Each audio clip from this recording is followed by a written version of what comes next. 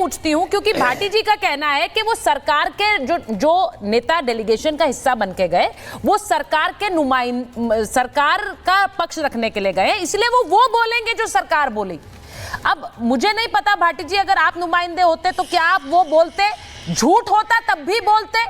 अगर सरकार आपसे बुलवाती तो आप इसलिए बोलते? जरा सोचिए इस बारे में।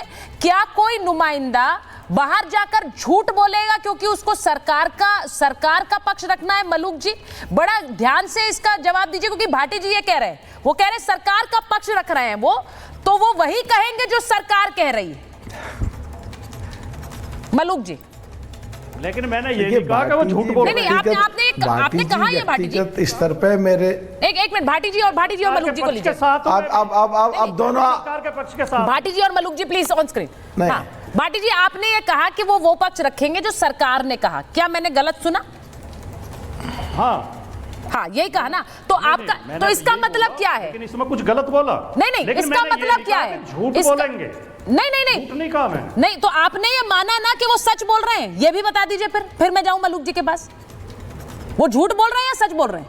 नहीं, मैं बड़ी ईमानदारी के साथ नहीं, वो झूठ बोल रहे हैं या सच बोल रहे हैं सर, ये पूछ रही हूँ। ऑपरेशन सिंदूर के मामले में पाकिस्तान के खिलाफ आप दोनों बोल चुके, मुझे बोलने दो। मैं भी और मेरी नहीं सर देखिए, आपने बोला वो बोलेंगे जो सरकार बोल रही है, उसमें हम, तो मैंने आपसे पूछा वो सच बोल रहे हैं या झूठ बोल रहे हैं? ये तो नहीं, भाटी जी फंसते नहीं है आप। देखिए आज आप फंसते नहीं, आज फंस गए हैं आप अपनी बात में, इसको मानना पड़ेगा। मलूक जी से पूछ रही हूँ, आप चलिए मलूक जी से जवाब लेती हूँ। मलूक जी क्या सोच रहे हैं वो पूछ लेती हूँ। मान रही है? नहीं, मैं नहीं मान रही, मैंने आपके सवाल से सवाल पूछा है, आपने जो बोला उससे पूछा। मलूक जी अब आप बोलिए। मलूक जी देखिए सुचरिता जी, ये लेजिस्लेचर सिस्टम है, ये देश की संसदीय परंपरा। हाँ। ये मेरा ये ठीक कराओ, मुझे वापस आवाज आ रही है। अरे भाई ठीक कराइए। संसदीय परंपरा का एक हिस्सा है। सरकार की तरफ से वो नहीं गए, देश की तरफ से गए, और देश की संसद में जितने लोग बैठते हैं वो सरकार का हिस्सा नहीं होते, और इसीलिए सरकार के मंत्रियों को नहीं भेजा, इसीलिए सारे पार्टी के लोगों को भेजा, इसीलिए सांसदों को भेजा। तो बाहर सांसद जितने भी गए हैं, मुझे तो ऐसा लगता है विपक्ष में भी कुछ लोगों की तारीफ करनी पड़ेगी, जो सलमान खुर्शीद साहब हैं, ओवैसी साहब हैं, और ये अपने मनीष तिवारी साहब हैं, और शशि थरूर साहब हैं। भाई चालू करना, मेरा फोन कर दिया था। जी एक सेकंड, मेरा आवाज नहीं आ रही थी, रख दिया था। नहीं मलूक जी बोलिए, आपकी आवाज बिल्कुल ठीक आ रही है, आप बोलिए प्लीज। जो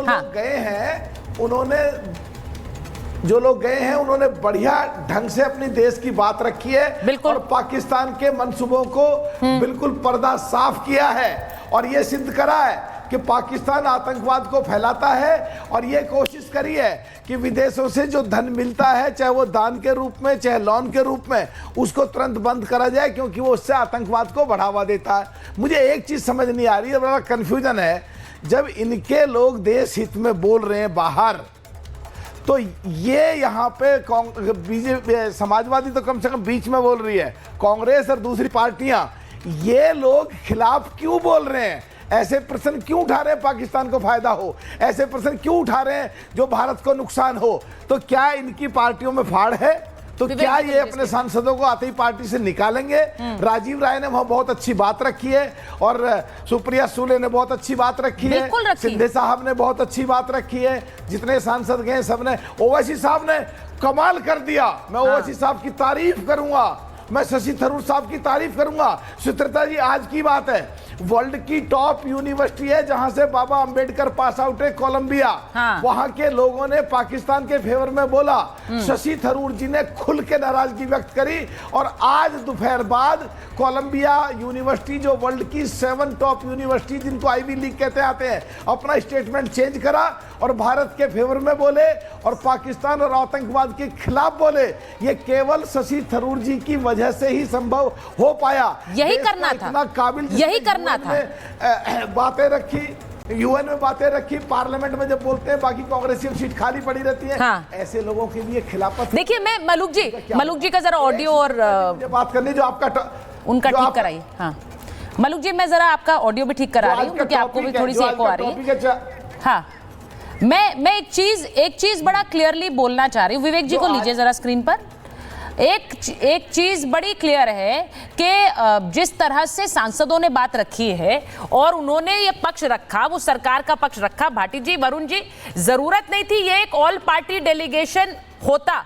ये भी हो सकता था कि ये सरकार का डेलीगेशन होता, ये भी हो सकता था कि ये मंत्रियों का डेलीगेशन होता। लेकिन बड़ा अच्छा लगता है जब वहां से प्रियंका चतुर्वेदी बोलती हैं, सुप्रिया सुले बोलती हैं, वहां पर शशि थरूर बोलते हैं, वहां पर अलग अलग पार्टियों के नुमाइंदे असदुद्दीन ओवैसी बोलते हैं और वो सब एक आवाज में बोलते हैं, भारत की आवाज। मैं इस डेलीगेशन के जरिए वहां पर क्या आपसे पूछ रही हूं वरुण जी, क्या सलमान खुर्शीद झूठ बोल रहे हैं जब वो ये बोलते हैं कि डीजीएमओ की कॉल पाकिस्तान से आई और तब उस पर सीज फायर का विचार हुआ और तब सीज फायर हुआ? क्या सलमान खुर्शीद झूठ बोल रहे हैं? सुचारिता जी, सबसे पहले तो मैं आपको बताऊं, मैं खुद डिबेट में था 2-3 दिन पहले। हाँ। और इनके राष्ट्रीय प्रवक्ता के शर्मा जी, आप चाहो तो मैं वीडियो ऑडियो सुना सकता हूं आपको, दूसरे चैनल की इस एथिक्स के नाते नहीं दिखा रहा, आप चाहो तो दिखा सकते। उन्होंने खुद ने कहा कि हम घर घर बीजेपी के कार्यकर्ता जाएंगे, घर घर वो सिंदूर और पता नहीं क्या क्या देंगे ले जाके। इसलिए ये कहना गलत है कि कांग्रेस फेक नैरेटिव फैला रही है। अगर उनके राष्ट्रीय प्रवक्ता चैनल्स पे ऐसा बोल रहे हैं तो इनको कार्रवाई करनी चाहिए थी। भाटी जी भी ये बात कही, इसलिए ठीक है, ये लोग बीच में फिर चालू हो गए। नहीं कोई नहीं बोल रहा है सर, आप दूसरे से बुलवा लो फिर। नहीं सर, ऐसे नहीं, आप बोलिए प्लीज। हाँ, तो ये पहली बात तो ये। दूसरी बात, इतनी स्तरीन राजनीति देश की हो चुकी है कि नेहरू जी, इंदिरा जी, राजीव जी के लिए ये स्तरीन भारतीय जनता पार्टी जो 11 साल में हो गई है ना, पार्टी विद द डिफरेंस खत्म हो गई। अटल जी, अडवाणी जी के मतलब किस कदर राजीव जी, इंदिरा जी, नेहरू जी के लिए बोलते हैं, कैसे शब्दों का उपयोग करते हैं, ये आम जनता के शूल की जैसे चुभता है और ये इनके लिए नेगेटिव जाएगा। अब आप बात कर रहे हो राहुल गांधी की, तो मैंने आपको कई बार कहा कांग्रेस पार्टी में दो द्वंद्व चल रहे हैं, एक मूल कांग्रेसी, एक आयातित कांग्रेसियों की कशमकश चल रही है। जो कांग्रेस पार्टी पे गैंग ऑफ वासेपुर का कब्जा है, वो जो रियल कांग्रेस है, जो कांग्रेस की आइडियोलॉजी है, थ्योरीज हैं, व्यूज हैं, जो नेहरू जी, इंदिरा जी, राजीव जी के आधार पर हैं, उसको गांधीयन थॉट है, उसको उससे डेविएट कर रहे हैं। इसलिए आज ये स्थिति हो रही है, डिस्कशन करना पड़ा। तो ये जो छिछालेदारी हो रही है, इसको रोकने की आवश्यकता है। अब वो पार्टी के अंदर ही देखा जाएगा। हम बात करते हैं नरेंद्र मोदी जी की, भाई जो आदमी 3 बार प्रधानमंत्री बन गया, अपना कार्यकाल पूरे हो गए, 75 साल हो गए, मार्गदर्शन मंडल या जो भी उनकी पार्टी डिसीजन ली, उन्होंने तो अपना कार्यकाल कर लिया। अब आप चिल्लाते रहो, पीछे बोलते रहो, उससे क्या होगा? जो बात अब देखिए दो मुद्दे हैं वरुण जी। अब आप बोल रहे हैं मलूक जी भी एंजॉय कर रहे हैं, शहजाद जी तो अपनी हंसी नहीं रोक पा रहे हैं। अब वो गैंग्स ऑफ वासीपुर पर हंस रहे हैं या वो इस बात पर हंस रहे हैं कि सोच रहा हूं वरुण जी कौन सी कांग्रेस से है? हाँ। ये पीडब्ल्यूसी पाकिस्तान वर्किंग कमेटी से या सीडब्ल्यूसी कांग्रेस वर्किंग कमेटी से, समझ ही नहीं आ रहा। देखिए ना, अब मनीष तिवारी और सलमान खुर्शीद कौन सी कांग्रेस से है? सुन लो वरुण जी, सुन लो, मैंने आपके बीच में नहीं बोला। बोलने नहीं दोगे, क्या तरीका है? अरे आप ही को बोलना है, हम तो तय कर रहे कि आप कौन सी कांग्रेस से हो। वो मनीष और सलमान कांग्रेस से हैं या आप वो आरआरआर, राहुल, रमेश और रेवंत कांग्रेस से है? अच्छा, ये आरआरआर है पर पीपीपी की भाषा पाकिस्तान परस पलटन की तरह बोलती है। सर मैंने आपके बीच में नहीं बोला सर।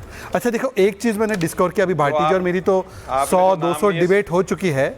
तो भाटी जी जब भी 45 डिग्री एंगल पर कैमरा से अलग देखे और स्माइल करे, दोनों कानों तक स्माइल पहुंचे, मतलब कि भाटी जी फंस गए। इसका मतलब है देखो भाटी जी फंस गए। ये एंगल में स्माइल जब आती है ना, तो मतलब भाटी जी फंस गए। क्योंकि ये सुचरिता ने क्या पूछा कि ये मनीष तिवारी, राजीव राय और सलमान खुर्शीद झूठ बोल रहे हैं क्या? तो ऐसा ही मान लो। सुन तो लो भाटी जी, आप तो मेरे बड़े भाई हैं, इतना मैं प्रेम करता हूं आपसे। मनीष तिवारी, सलमान खुर्शीद और राजीव राय, क्या ये झूठ बोल रहे हैं कि मध्यस्थता नहीं हुई? तो आप जो है वो 45 डिग्री वाली स्माइल देने लगे। बोल दो ना कि सच बोल रहे हैं, और बोल दो ये रिडिकुलस राहुल चुप करो। ये सवाल तो मैंने रिडिकुलस राहुल चुप करे।